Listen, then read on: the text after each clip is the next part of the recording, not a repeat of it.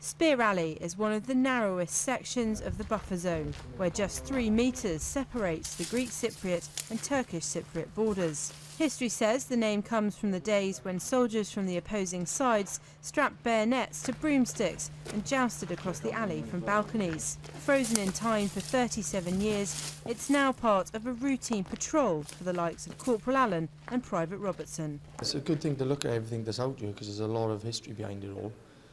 And the guys get a lot of looking at it as well and checking the stuff out, making sure it's all still serviceable for us to drive through. I drive while I'm out here, so I'm either patrol commander, I'll be the passenger in the seat, or I'll be just driving around up and down the bus zone. Sometimes we do it on bikes and foot patrols as well. Maple House here is just one of the many locations that British soldiers check on their regular patrols. And as with the rest of the buffer zone, everywhere you look, there are remnants of the 1970s, but also of regiments that have served here before. But as the political situation around them is ever changing, their day-to-day job remains the same. We've just seen evidence that if we don't patrol the buffer zone, then actually, there is some stuff that goes on, and people say that nothing ever happens in Cyprus in the buffer zone. Well, the reason nothing ever happens on the buffer zone is because, we're patrolling it.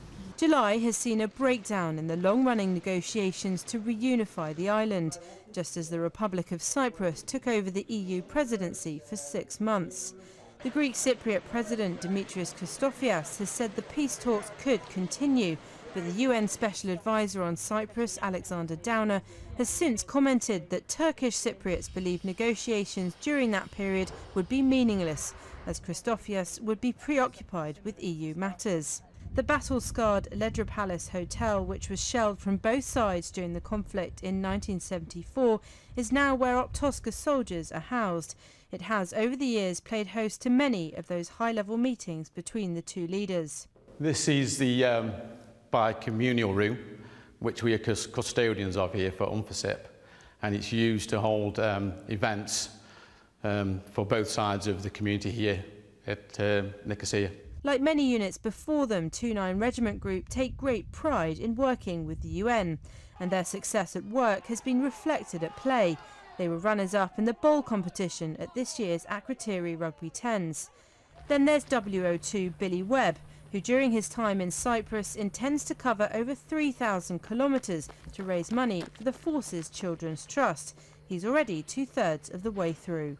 I'm trying to achieve the equivalent distance from Nicosia here back to South Cerny, where 29 Regiment originate from. One of the many upsides of an Optosca tour is that Billy can use parts of the buffer zone as his own personal running track. But for a person who's taken more than his fair share of knocks, he continues to get up every day to run or cycle in memory of those service personnel who've made the ultimate sacrifice. Kath Brazier, Forces News, Nicosia.